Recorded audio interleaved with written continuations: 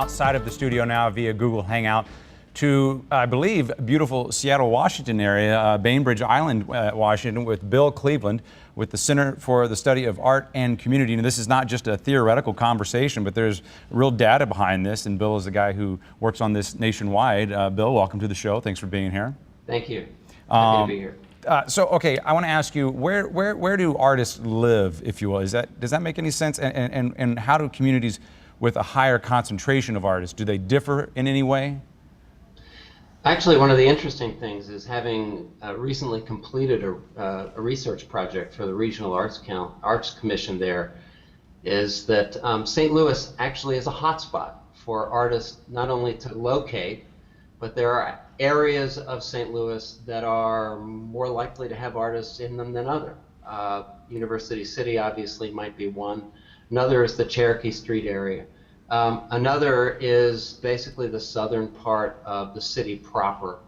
But one of the reasons that people come to St. Louis is because there is a kind of a ferment, a creative ferment in the city. There are other artists there, and artists like to be near other artists. And it's relatively inexpensive compared to other urban areas.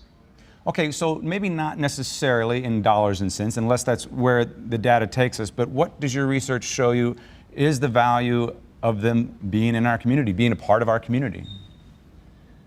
Well, there's actually, the center actually works in what we call 4 different neighborhoods of intention and impact for artists and arts organizations on communities. And so one obvious place is economic development.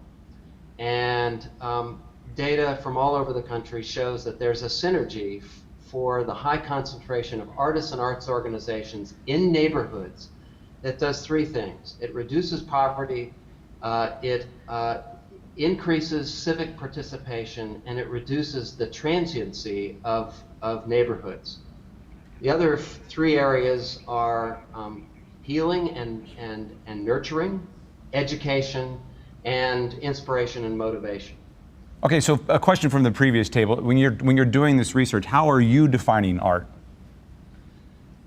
Basically, first of all, because we work often with people who imagine that art is about a guy with a beret and a paintbrush, we take pains to actually describe that we're talking about the performing arts, which have many subcategories to them. Sure. The media arts, which you all are actually involved in here through the TV station, the literary arts, writing and playwriting, etc., the visual arts.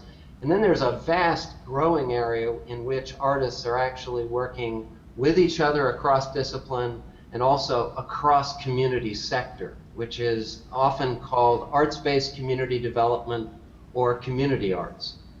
Okay, so is an artist as valuable as an engineer, or is that an unfair, is that apples and oranges and they are both and, if you will? Well, if you use the metric that is often used in our country, which is what are people willing to pay for? Obviously, an engineer is being paid more than an artist in most cases.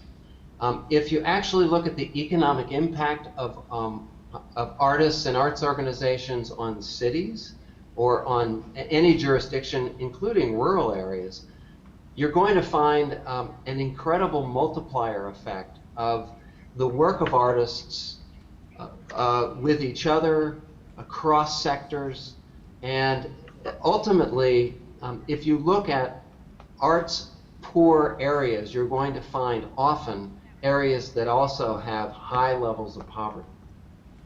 Okay, so then when I say words like accessibility, exclusion, gentrification, how do those words relate to the arts in your research?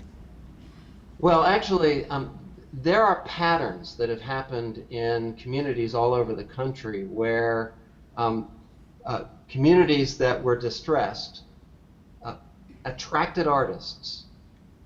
Artists actually, and the term being used now is vitalized the community, but because artists didn't have equity in those communities, as soon as the vitality starts to show up and it translates economically, often you'll find 10 years later, you'll find places that in fact have gentrified very quickly. So one of the strategies that we often encourage is making sure that the creative and cultural resources that exist in any given jurisdiction are actually seen as permanent infrastructure rather than temporary steps to building another version of a community that has actually eliminated artists. Okay, last question, and in just a few seconds, why does this matter to the rest of us who may not be artists? Well, actually, if you look at human history, this thing we call art has been at the center of community development for most of human history. All of these things, performing media, literary, visual, all this interdisciplinary stuff is the way we make sense and meaning of the world. In the world, we live in a very confusing world. So I believe that children cannot manifest their true potential without exercising their imagination. I believe that communities cannot actually fulfill their potential without actually engaging their imagination. And ultimately, the change we need to make in our society will not happen. The change in worldview that we need to take will not happen without the participation of the world's artists.